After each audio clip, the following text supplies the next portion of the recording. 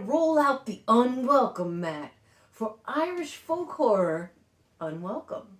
And we'll let you know if it's worth the watch.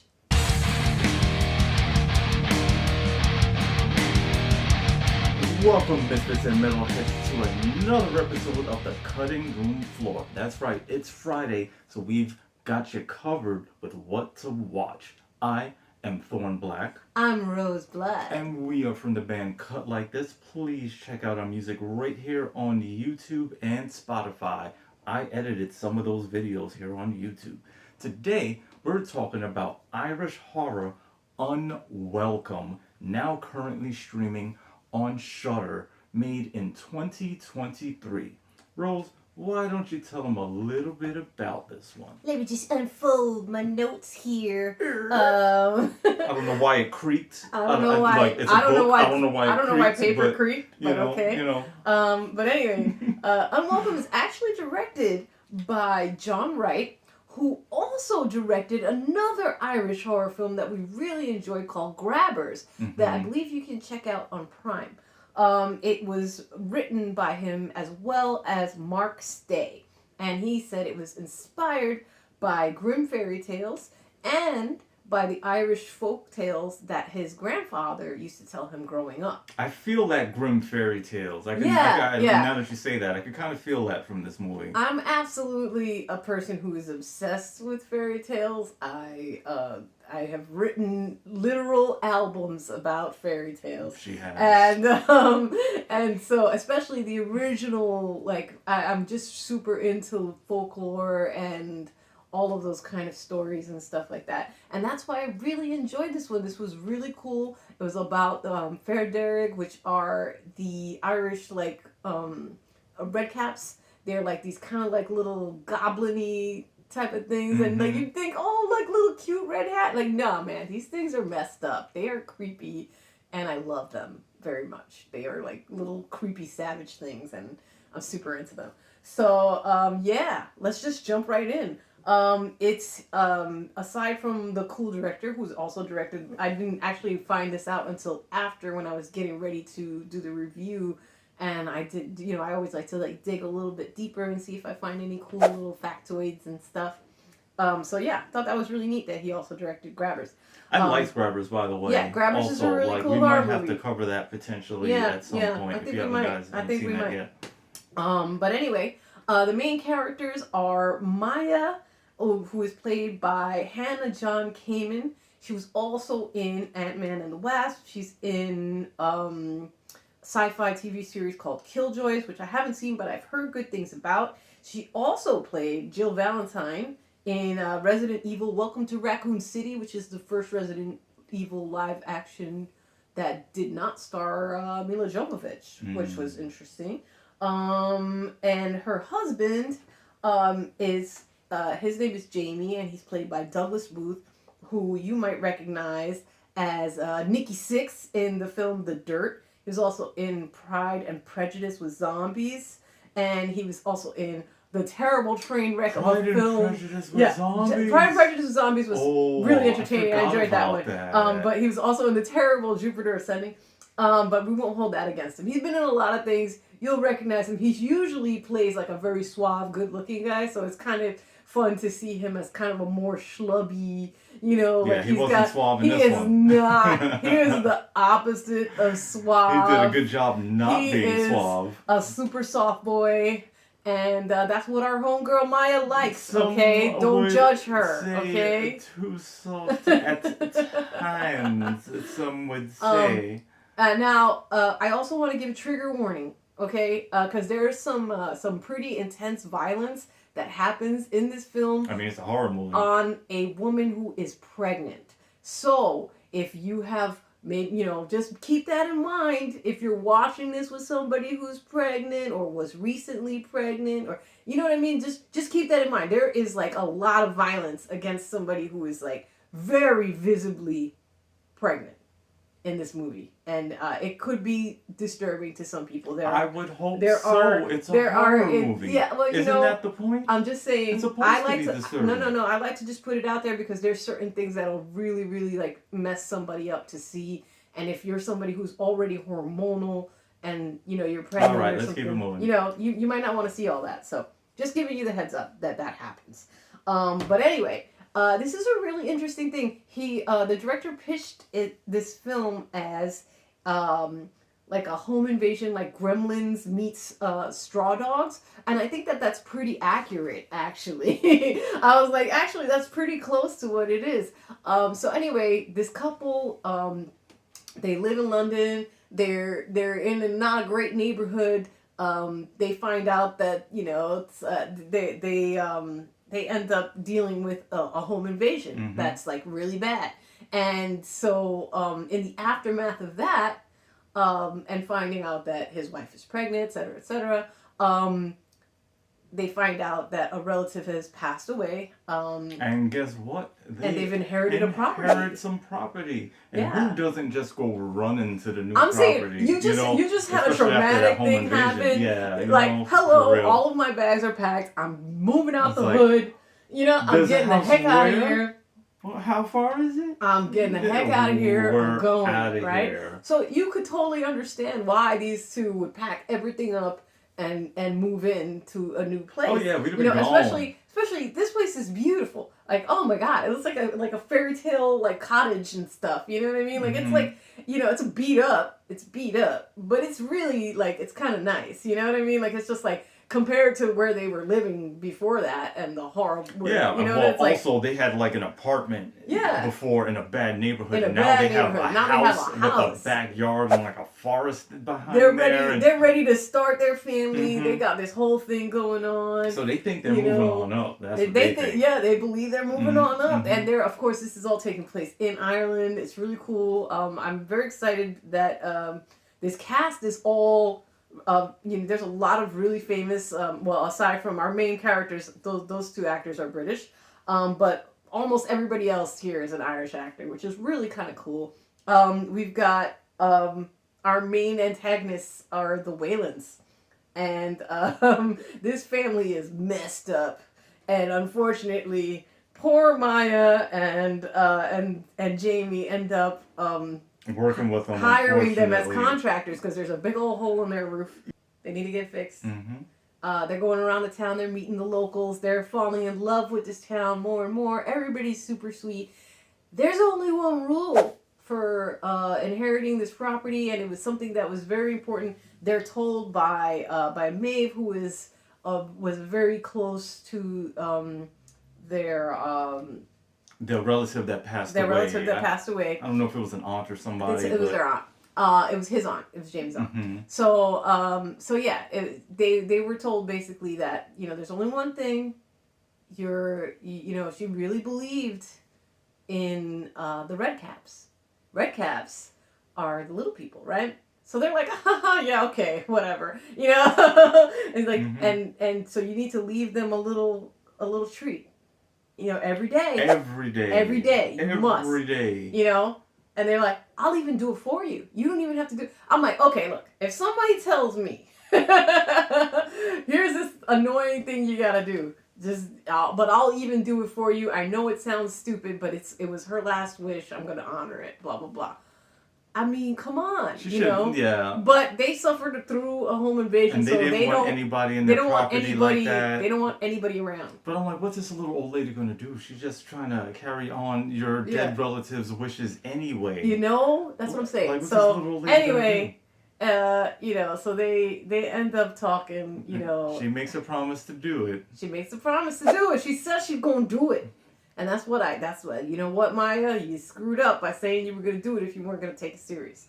But anyway, so they hire these contractors to fix the big old hole in their roof. And the contractors are the Whalens. They are the only ones available in town, unfortunately. And you'll see how unfortunate that is as it goes along. So let's introduce you to the Whalens. The Whalens are composed of Daddy Whalen. Call me Daddy, he insists. Numerous times throughout the film, in a very chilling, absolutely not. You Trekkies are gonna recognize Daddy Whalen because he's played by none other than Colm Meaney, who is from Star Trek Deep Deep Space Space Nine. yeah. Okay, so Trekkies rejoice. All right, he plays. I think his name was O'Brien on that series. And he's also in Con Air and Under Siege and Star Trek: The Next Generation. He's in a lot of stuff. You'll recognize him immediately. Yeah, he's been around. Immediately you will recognize him, right?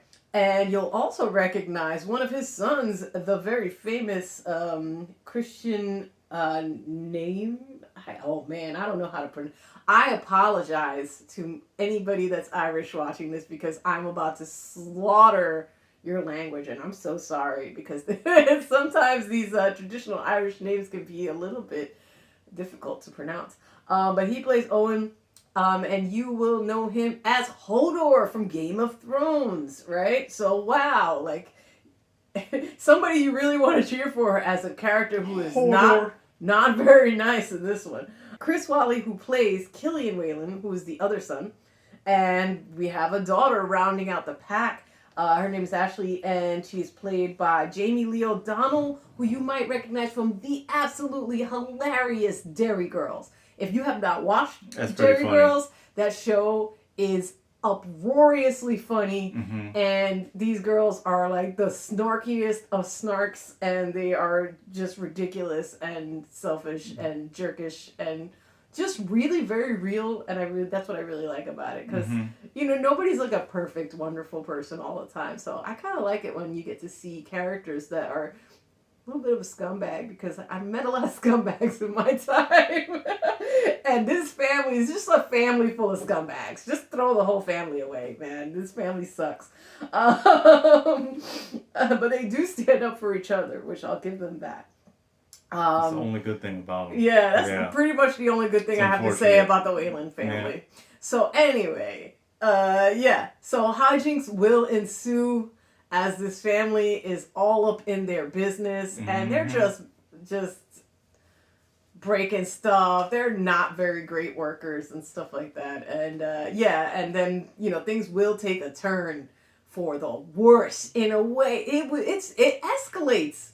This movie escalates. It does take a while though. I mean, it starts off with action, right? And like with the whole home invasion at the beginning. There's like a lot of action in the beginning, and then it kind of slows down as they, do their transition, and then it takes a while to rev back up again, because obviously now you're in a whole new place, and you gotta set the stage, and it's set very well. Meet the new town. It's set very well, yeah. And you also get to know how serious this little tradition of feeding the Redcaps is, as well, because there are immediate repercussions when she misses a day. So you'll see that, and you will see some really cool practical effects. Let's hear it for the practical effects. These little Redcap guys are actually played by real people with prosthetics. How cool is that? Yeah, that's really cool. How cool is that? I also like that you get to really see the Redcaps well. Yes.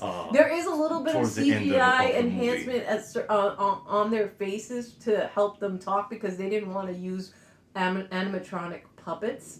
So because of the nature of the heavy prosthetics and stuff that were used, there is a little bit of CGI on the faces, but it's super well done. All of the gore and all of the action and all the little monsters and critters are great. Yeah, I like the little Redcaps. They are so cool, very Gremlin-esque, which I enjoy. I enjoy movies in general that have like little creature monsters in them. I like them. They're great. So I really enjoyed it. It will be a while before you see those guys in any kind of detail though.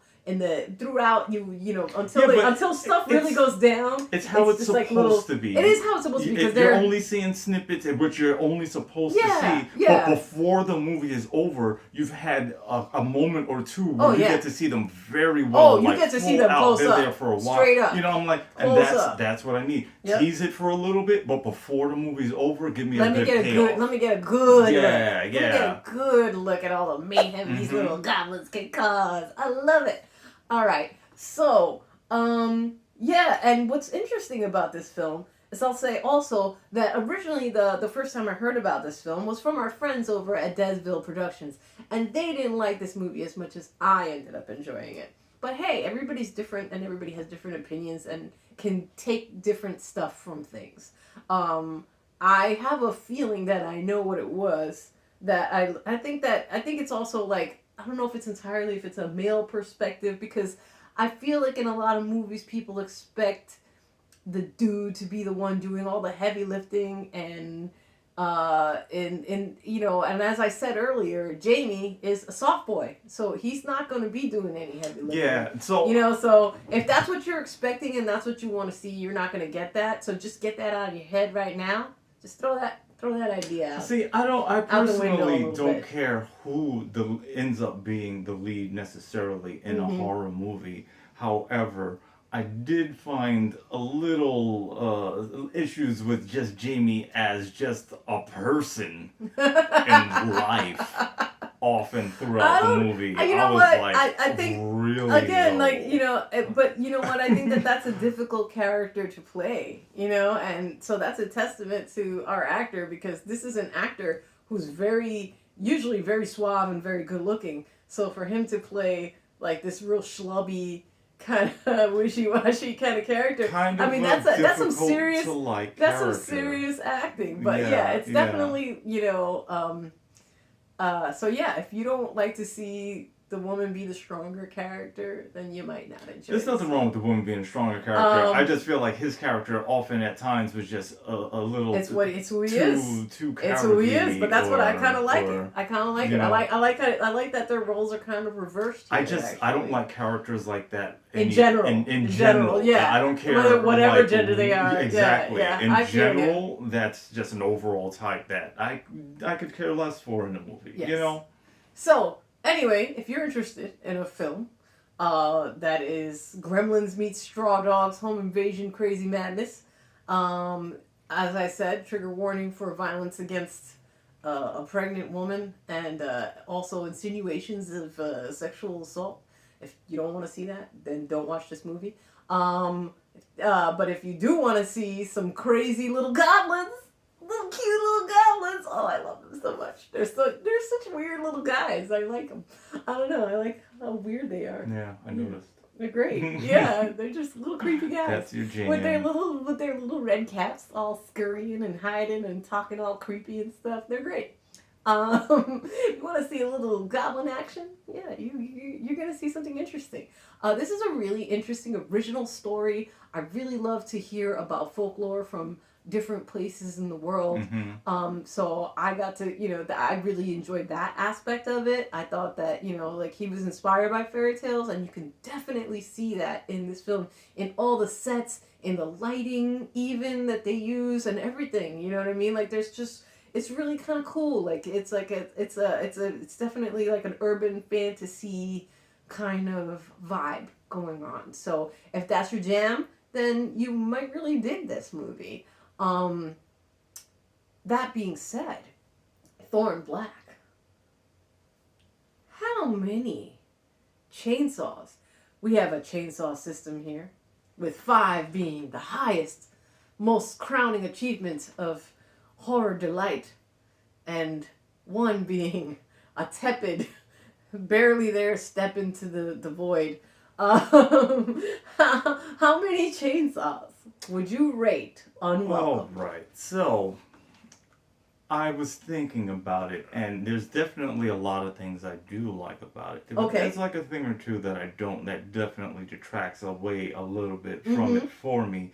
I was going to give it a 3.5, but then I was thinking of just the movie as a whole and the characters and the ending of it, and I changed it, and I'm gonna give it 4 out of 5 chainsaws. Oh, really? Wow, that's higher than I thought you were gonna do. I was gonna give it a 3.5. I thought for sure you were gonna do the 3.5. I thought I was gonna give it 3.5, but the ending was not what I was expecting. Okay. In a very pleasant way for me. Nice. I feel like that pulled it half a point back up. It salvaged some extra at the end. Like overall, I did enjoy the movie. Yes. Again, there was just some stuff with mainly the husband. I don't really like him as a character. Yeah. Period at all. But you can kind of somewhat get past it. But again, the ending, I wasn't expecting it, and I'm like, it pulls it back up because, Yeah. you know, it could have gone left and went right, and I was like, yes, Yeah. yes, I was happy with that. Yeah. What are you gonna give it? Oh, that's hard. That's hard. You know, I think I'm firmly in the 4 camp also. I was trying to decide if I wanted to even maybe give it another half. But you know what? There are some moments where it has a little bit of a lull, and you do sometimes get frustrated. But what I really loved is I love the chemistry between Maya and Jamie. I thought they really felt like a real couple, and they did a great job in the film actually having those moments where they connected. So then you actually give a crap when, you know, it's like, no, like I want these two to be okay. You know what I mean? Like, because they actually like make you care about them. You know, even if you didn't super care about him, I cared about their connection together. I care you about know what I mean? her. Like yeah. Like the more stuff happened, I think I started caring less about the husband, to tell you the truth. Well, you know but what? I She did also care about her the entire time. She shows herself to be so capable, and she is really like a boss, man. Like she is holding it down for her family. She's holding it down. She ain't putting up with no guff. She's not putting up with it, you know? And she likes her little soft boy, and she's like, fine, you know? It's like, and actually, whenever he tries to, like, be what he's not and try to be more macho and stuff, it blows up in his face, like, several times in the thing. And she's like, I don't want you to be that person. That's not why I fell in love with you. You shouldn't have to be like that. You know what I mean? Like, because he starts to get, like, really aggressive at a certain point, and it's like, well, but it ends up blowing up, you know? And it ends up going very poorly. And she's just like, no, that's not why I chose you. You know? So I thought that was really interesting and different. There's enough cool things in this movie. There's a lot of really cool things. There's cool folklore, this is not, cool little monster guys. This is not like my normal 4, but there is more positives and enough things that I feel like can pull it up to a 4 for me that were in there. Like the red caps are really enjoyable. I really especially like those red caps, man. Like towards the end, you really get to see them on screen and stuff, and there's like a whole goes real crazy. thing that's happening, and Real crazy. I wasn't quite expecting how it ended either. And, you know, so it left me with a better taste in my mouth than like it did like maybe midway through. You know, so where I was like, this is like a 3.5, like a solid 3.5. They pick you know it up. What I mean? They pick it up though. Yeah. The end, I'm like, I think you salvaged some extra stuff with some good decision making in the story towards the end that really kind of bring it up a little bit. So I'll stick with that. Yeah. All right. Cool. All right. I guess that is all from us today. Once again, we are the band Cut Like This. Please check out our music.